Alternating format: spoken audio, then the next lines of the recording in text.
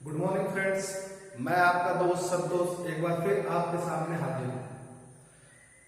Students, last classes में हम लोग नेशनलिज्म इन इंडिया पढ़ रहे थे और नेशनलिज्म इन इंडिया के अंतर्गत हम लोगों ने the movement in the towns पढ़ा था, यानी जो नॉन कोऑपरेशन मूवमेंट इस टाइम चल रहा था उसका टाउन्स में क्या इफेक्ट था या टाउन्स में वो किस तरीके से रन कर रहा था, टाउन्स में उसे किसका लीडरशिप मिला और किसका लीडरशिप नहीं मिला।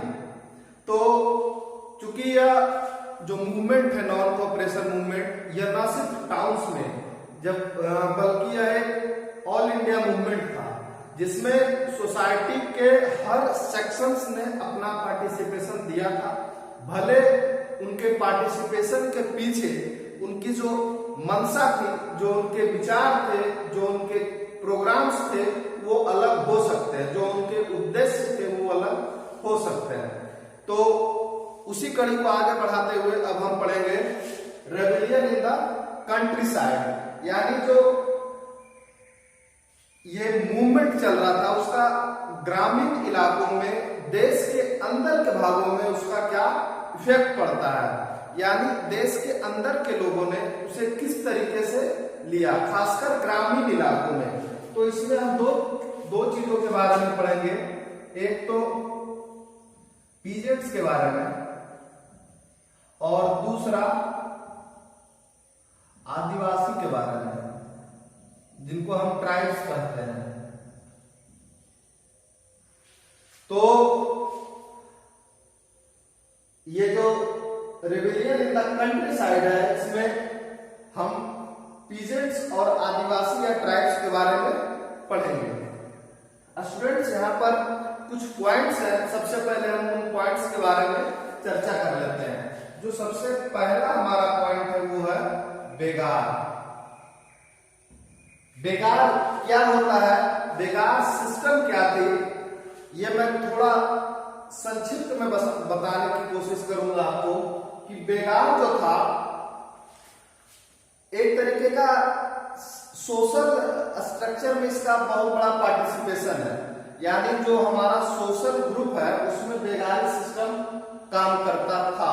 और यह किस तरीके से काम करता था इसको बताने के लिए मैं आपको बताऊं कि चाहे वह दुनिया की कोई सोसाइटी हो, इंडियन सोसाइटी या फॉरेन सोसाइटी, सभी सोसाइटी में बेगार सिस्टम था। क्लास 9th में आपने पढ़ा होगा कि जो फ्रेंच रेवोल्यूशन या रशियन रेवोल्यूशन, दोनों जगहों पर लोगों से बेगार कराया जाता था। यानी बेगार का मतलब होता है आपसे काम करा लेना और उस काम के बदले आपको पैसा नहीं देना, यानी आपको सैलरी नहीं देना, जो आपका मेहनताना होता है जिसके बदले आप काम करते हैं वो आपको नहीं देना। एक तो बेगार है। दूसरा जो वर्ड है वह है इंडेंचर्ड लेबर।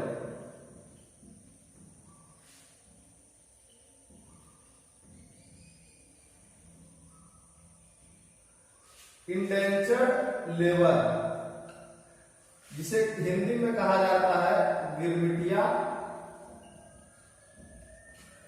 मजदूर।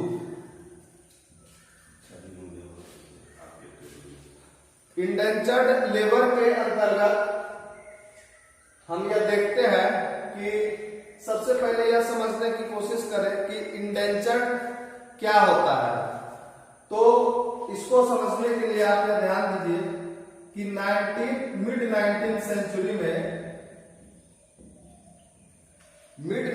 सेंचुरी में जब तक इंडिया पूरी तरीके से ब्रिटिश की कॉलोनी के रूप में एस्टेब्लिश हो चुका था, और न सिर्फ इंडिया बल्कि इंडिया के अलावा और भी कई ऐसे देश थे जो ब्रिटेन की कॉलोनी थे, और उन देशों में ब्रिटिश ने न्यू एग्रीकल्चर फॉर्म की टेक्नोलॉजी डेवलप की थी, जैसे South Africa, Fiji, Guyana, West Indies. इन सभी जगहों में ब्रिटिश या तो चाय की, टी की या कॉफी की प्लांटेशन करवाते थे, या इसके अलावा शुगर कैन की प्लांटेशन वो साउथ अफ्रीका में करवाते थे। साउथ अफ्रीका में आपको यह भी पता होगा कि दुनिया का सबसे बड़ा गोल्ड और डायमंड दोनों की माइनिंग होती है। तो इन जगहों में माइनिंग करने के लिए ब्रिटिशर्स को लेबर की आवश्यकता होती थी और उन लेबरों को या उन लेबर्स को ये लोग बिहार और उत्तर प्रदेश से लेकर जाते थे। उसके बदले में उन्हें वो एक गिरमिट देते थे, एक एग्रीमेंट होता था, एक एग्रीमेंट होता था। ये एग्रीमेंट लेबर और ब्रिटिश के बीच होता था। तो ब्रिटिश एग्रीमेंट के रूप में जो कागजात लेबर को देते थे, लेबर उन्हीं कागजातों को गिरमिट कहा करते थे और यही गिरमिट बाद में अपने आप को किसमें कन्वर्ट हो गए, गिरमिटिया मजदूर या इंडेंचर्ड लेबर। तो इंडेंचर्ड लेबर का इंडिया के बाहर अपने सिविलाइजेशन का एक्सपेंशन करने में बहुत बड़ा योगदान है। जैसे प्रेजेंट टाइम में आप देखेंगे कि Fiji, Guyana, West Indies, Mauritius जैसे देशों में जो पीएम और प्रेसिडेंट होते हैं वो इंडियन ओरिजिन के ही होते हैं। ऐसा इसलिए होता है क्योंकि इनकी बहुत अधिक संख्या भारत से विदेश 1860s के डिकेड में गई थी, अर्थात मिड 90s में गई थी। तो इन्हें कहा जाता है इंडेंचर्ड लेबर। और जो तीसरा है वो है बारदौली सत्याग्रह। बारदौली सत्याग्रह, बारदौली गुजरात का एक प्रांत है।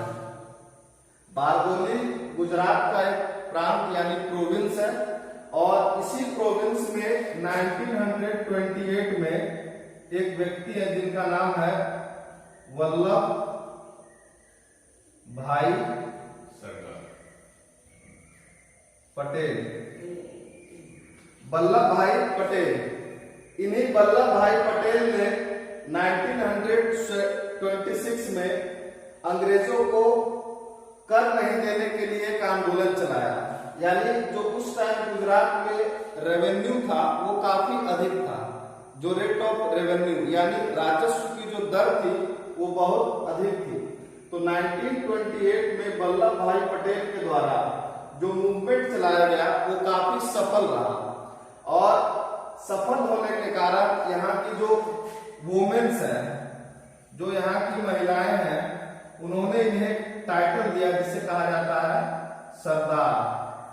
तो यही से वल्लभ भाई पटेल का पूरा नाम हो गया सरदार वल्लभ भाई पटेल। यानी 1928 का जो मूवमेंट है वो सरदार वल्लभ भाई पटेल के जीवन का एक महत्वपूर्ण सेक्शन है, महत्वपूर्ण पार्ट है। अगर ये बारदौली सत्याग्रह सक्सेस नहीं होता तो वल्लभ भाई पटेल सरदार नहीं कहलाते। तो स्टूडेंट्स, इस तरीके से आपने जो 3 इंपॉर्टेंट पॉइंट्स था, बेगार, दूसरा इंडेंचर्ड लेबर और तीसरा बारदौली सत्याग्रह, इसके बारे में जाना। आइए अब हम जानते हैं rebellion in the country side में एक जो इंपॉर्टेंट सेक्शन है पीजेंट्स के बारे में। अवध किसान सभा, अवध किसान सभा। स्टूडेंट्स, 1920 में जो नॉन कॉपरेशन मूवमेंट स्टार्ट हुआ था वह मूवमेंट इंडिया के हर भाग में धीरे धीरे करके फैल गया और फैलने के पश्चात इस मूवमेंट में पीजेंट्स और आदिवासी दोनों ने अपना पार्टिसिपेशन प्रारंभ किया। यानी दोनों अपने तरीके से स्वराज की डिमांड करने लगे। तो आपके इस चैप्टर में जो rebellion in the country side है उसमें एक प्रोविंस का एग्जांपल दिया गया है जो है अवध। अवध कहाँ है यह मैं आपको थोड़ा ब्रीफली बता दूं। अवध जो है ये यूपी यानी उत्तर प्रदेश का जो मिडिल प्रांत है, जो मिडिल प्रोविंस है, उसे ही अवध कहा जाता है। और इसी अवध प्रोविंस की जो कैपिटल है वो लखनऊ हुआ करती थी, जो प्रेजेंट टाइम में भी उत्तर प्रदेश की कैपिटल है। तो अवध जो है यहाँ के किसानों की या पीजेंट्स की प्रॉब्लम क्या थी? सबसे पहला प्रॉब्लम था हैवी रेवेन्यू रेट, यानी जो भू राजस्व की दर थी, यानी जो लैंड रेट था, जो अंग्रेज किसानों से रेवेन्यू वसूला करते थे, वह बहुत अधिक था। दूसरी जो प्रॉब्लम थी वो different types of revenue, different types of revenue. It means जो राजस्व था वह न सिर्फ लैंड रेवेन्यू के रूप में वसूल किया जाता था, लैंड रेवेन्यू के अलावा भी और कई तरह के रेवेन्यू अंग्रेज पीजेंट से लिया करते थे। और जो तीसरा प्रॉब्लम था किसानों के सामने या पीजेंट के सामने, वह था बेगार सिस्टम। बेगार सिस्टम, बेगार सिस्टम स्टूडेंट्स, अभी मैंने कुछ देर पहले आपको बताया कि यह बेगार सिस्टम जो है पूरी दुनिया के पीजेंट्स के लिए प्रॉब्लम बना हुआ था उस टाइम पीरियड में, और पहले भी यह बहुत बड़ा प्रॉब्लम हुआ करता था, जिसमें अभी मैंने बताया आप लोगों को कि किसानों से काम करा लिया जाता था और उनको उनके बदले में मजदूरी नहीं दी जाती थी, उनको सैलरी वगैरह नहीं दी जाती थी। और जो चौथा प्रॉब्लम या फोर्थ प्रॉब्लम था जिसे कहा जाता है पट्टा सिस्टम। पट्टा सिस्टम का मतलब हुआ कि जमीन जो है वो किसानों के नाम परमानेंटली रजिस्टर नहीं की जाती थी। ये किसानों की एक बहुत बड़ी डिमांड थी कि जिस जमीन पर वो खेती करते हैं वह जमीन उनकी होनी चाहिए। ये किसानों के सामने प्रॉब्लम्स थी और उनकी जो डिमांड्स थी कि जिन प्रॉब्लम्स को वो सॉल्व कर सके, तो सबसे पहली डिमांड्स थी कि जो हैवी रेवेन्यू रेट है इसको क्या किया जाए, लो किया जाए, यानी हैवी रेवेन्यू रेट को कम किया जाए। डिफरेंट टाइप्स के जो रेवेन्यू वसूल किए जाते हैं उनको खत्म किया जाए। जो डिफरेंट टाइप्स के रेवेन्यू वसूल किए जाते हैं उन डिफरेंट टाइप्स के रेवेन्यू को भी खत्म किया जाए, यानी सिर्फ और सिर्फ लैंड रेवेन्यू के रूप में पीजेंट से रेवेन्यू वसूला जाए। जो अगला है बेगार सिस्टम, उसे भी खत्म किया जाए। बेगार सिस्टम को भी खत्म करने की डिमांड उस टाइम के पीजेंट्स ने की। और जो उनकी फोर्थ डिमांड थी वह थी कि सोशल बायकॉट किया जाए। किसका?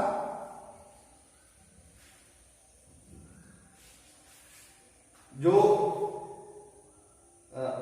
पीजेंट्स थे उनकी फोर्थ डिमांड थी सोशल बायकॉट किया जाए। और किसका बायकॉट किया जाए? जो सप्रेसिव जमींदार होते थे, यानी वैसे जमींदार जो बहुत कठोर तरीके से किसानों के साथ अपना व्यवहार करते थे या राजस्व वसूली में किसानों को कोई सहूलियत नहीं देते थे। तो सोशल बायकॉट जो है यह एक नया कॉन्सेप्ट था, अभी तक इंडिया में या किसी भी बड़े सोसाइटी या बिगर क्लास के साथ ये प्रक्रिया नहीं अपनाई गई थी।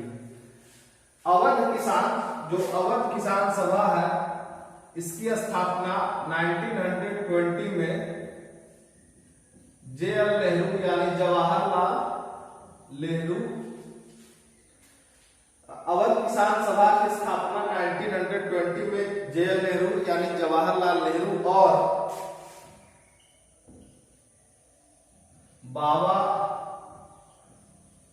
रामचंद्र, और जो दूसरे व्यक्ति है उनका नाम है बाबा रामचंद्र, यानी इन दोनों व्यक्ति ने मिलकर इसी अवध किसान सभा की स्थापना की। और देखते ही देखते बहुत कम समय के अंदर अवध किसान सभा अवध के लोगों यानी अवध के किसानों का एक रिप्रेजेंटेटिव ग्रुप बन गया। और इस टाइम चूंकि नॉन कोऑपरेशन मूवमेंट चलाया जा रहा था, तो इन किसानों की डिमांड थी कि जो हमारा मूवमेंट है वह कांग्रेस अपने मूवमेंट के साथ मर्ज कर ले, यानी कांग्रेस जो अपना एजेंडा है उस एजेंडे में हमारे प्रॉब्लम्स को भी शामिल करें। लेकिन चूंकि महात्मा गांधी का नॉन कोऑपरेशन मूवमेंट जो कि नॉन वायलेंस के ऊपर आधारित था और अवध किसान सभा जो थी इन्होंने अपनी एक्टिविटी को वायलेंस कर लिया था, यानी ये जमींदारों के साथ ये लोग जमींदारों की हत्या करते थे, महाजनों के जो रजिस्टर्स होते थे या उनके घरों में आग लगा दिया करते थे। इतना ही नहीं, ये ब्रिटिश अधिकारियों के ऊपर भी अटैक किया करते थे। तो इनकी जो एक्टिविटी थी वो नॉन वायलेंस ना होकर के वायलेंस हो गई। इसीलिए आगे चल करके अवध किसान सभा को कांग्रेस का सपोर्ट उतना नहीं मिला जितना मिलना चाहिए था। हालांकि अवध किसान सभा के लोगों ने या इस क्षेत्र के पीजेंट्स ने गांधी जी के नॉन कोऑपरेशन मूवमेंट में अपना पार्टिसिपेशन दिया और जो शोषक बायकॉट की पॉलिसी अपनाई गई, इस शोषक बायकॉट की पॉलिसी के तहत नाई और धोबी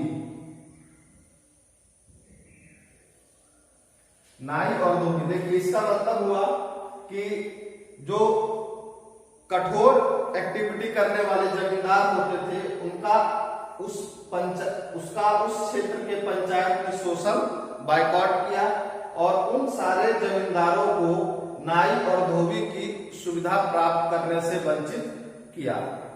तो स्टूडेंट, इस तरीके से आपने rebellion in the country side के अंदर एक सेक्शन के बारे में जिसका नाम है पीजेंट्स, यानी उस समय देश के किसानों के द्वारा मूवमेंट को किस तरीके से आगे बढ़ाने का काम किया जा रहा था, उसको समझने की कोशिश की। और अगले लेक्चर में हम लोग आदिवासी या ट्राइब्स के बारे में पढ़ेंगे।